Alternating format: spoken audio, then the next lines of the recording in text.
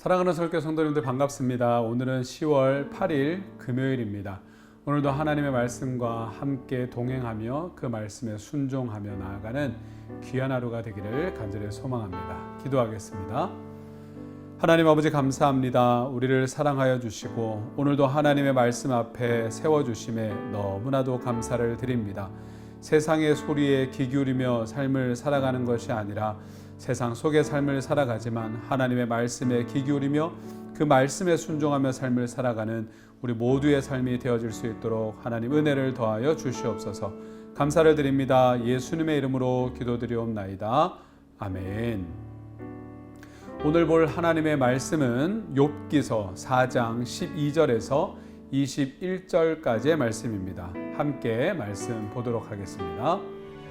어떤 말씀이 내게 가만히 이르고 그 가느다란 소리가 내 귀에 들렸었노니 사람이 깊이 잠들 즈음 내가 그 밤에 본 환상으로 말미암아 생각이 번거로울 때에 두려움과 떨림이 내게 이르러서 모든 뼈마디가 흔들렸느니라.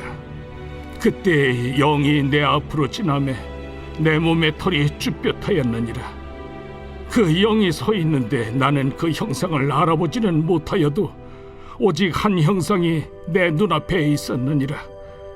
그때 내가 조용한 중에 한 목소리를 들으니 사람이 어찌 하나님보다 의롭겠느냐, 사람이 어찌 그 창조하신 이보다 깨끗하겠느냐.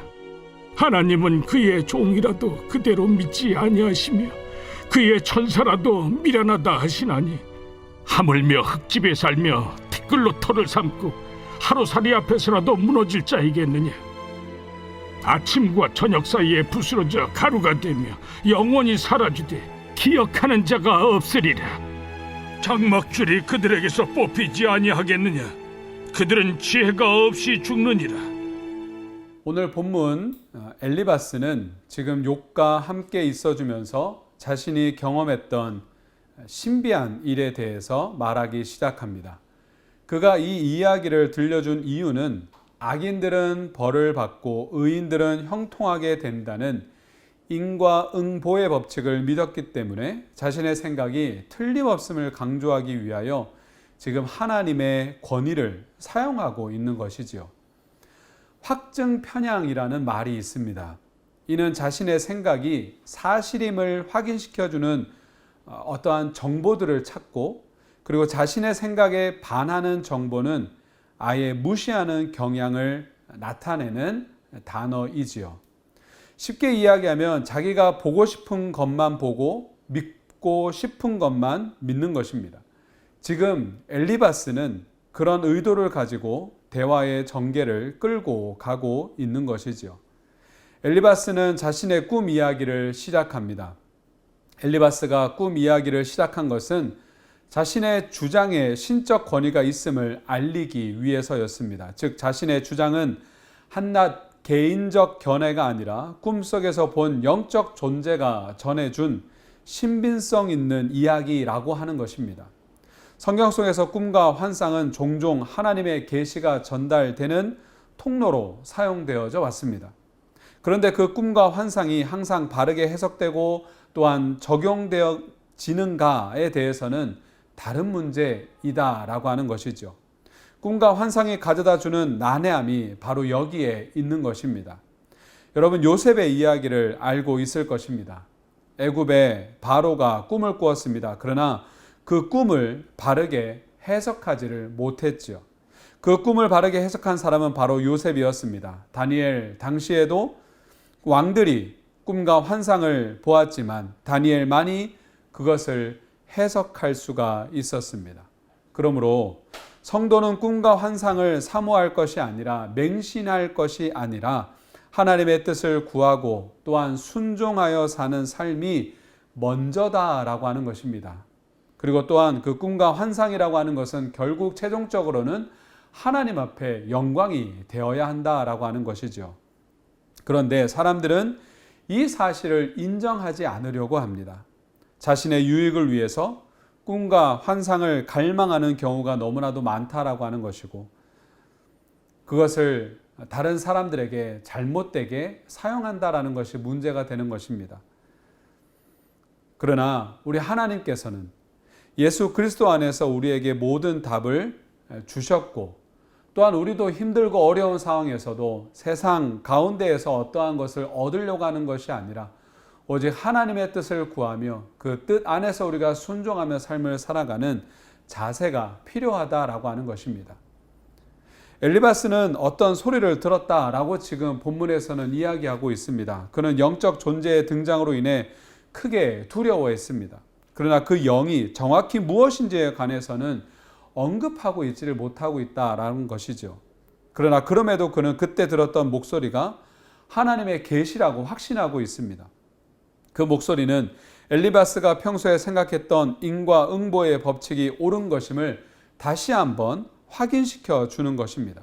그 내용은 사람은 하나님보다 의롭지 못하며 창조주이신 하나님보다 깨끗하지 못하다라고 하는 것이었습니다.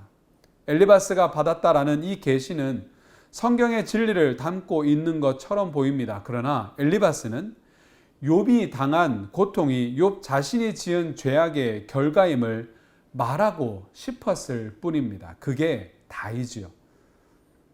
그는 욥을 정죄하기 위해 하나님의 영이라는 신적 권위를 사용하고 싶었던 것입니다. 우리는 때때로 자신의 주장을 관철시키기 위해서 하나님의 말씀이나 또한 신비 체험을 인용할 때가 있습니다. 그러나 그것이 참된 하나님의 계시를 드러내기 위해서가 아니라 다른 사람을 굴복시키거나 자기 자신을 높이기 위해서라면 그것은 하나님의 이름을 망령되게 일컫는 행동임을 우리는 잊지 말아야 된다라고 하는 것이죠. 하나님은 우리에게 다양한 영적 경험들을 허락해 주십니다. 그러한 영적 체험으로 우리의 믿음이 고양되고 하나님의 말씀을 확신하게 되기도 합니다.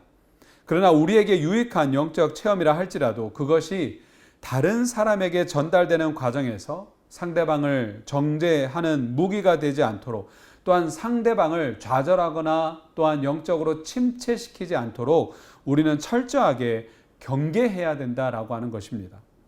엘리바스는 실제로 하나님 앞에서 모든 사람이 의롭지 못하고 오직 하나님만이 완전하시다는 음성을 들었을지도 모릅니다. 하지만 욥이 고난을 당하고 있는 지금 이 상황에서 욥이 죄인이기에 당연한 일을 겪고 있을 뿐이라고 말하는 것은 하나님의 말씀을 잘못 적용한 경우가 되겠지요. 분명히 하나님만이 의로우심으로 욥도 죄인인 것은 맞습니다. 하지만 욥이 당하고 있는 특수한 고난을 이 같은 일반 논리로 다 설명할 수 없다라고 하는 것이지요. 오히려 누구나 죄인이기에 고통 속에서 살아가고 있지만 엘리바스는 특별히 큰 고난을 당하고 있는 욥을 위해 중보하는 태도를 보여줬어야만 하는 것이 맞습니다. 또한 엘리바스의 인생론은 하나님의 주권을 인정하면서도 죄인에게 은혜를 베푸시는 하나님의 속성을 지금 간과하고 있는 태도이지요. 만약 인과응보의 원리로만 본다면 아마 살아남아 있는 인생은 여기 가운데 한 명도 없을 것입니다. 하나님은 죄인을 심판하시지만 동시에 은혜를 베푸시는 분이십니다. 그 은혜로 모든 죄인이 하나님 앞에서 살아갈 수 있는 것이죠.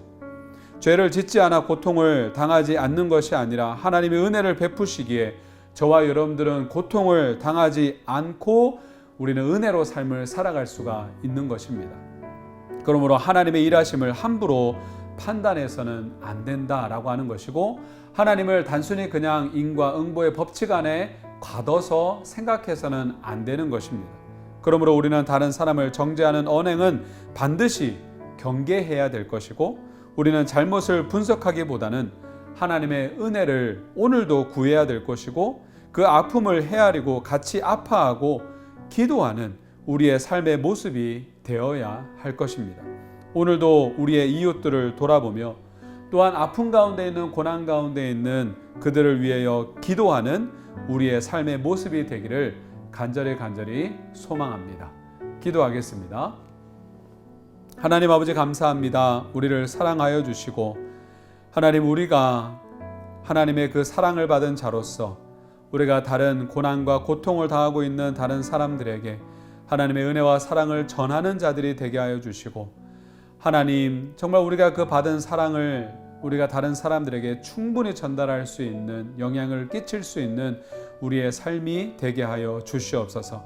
정죄하기 위한 신앙이 아니라 다른 사람을 돕고 끌고 갈 수 있는 신앙이 되게 하여 주시고, 우리가 온전히 오늘 하루의 삶을 살아가면서 다른 사람들을 돌아보는 귀한 하루가 되어줄 수 있도록 하나님 역사하여 주시옵소서. 감사를 드립니다. 예수님의 이름으로 기도드리옵나이다. 아멘. 계속해서 묵상하시고 기도하시는 귀한 하루가 되기를 간절히 소망합니다. 감사합니다.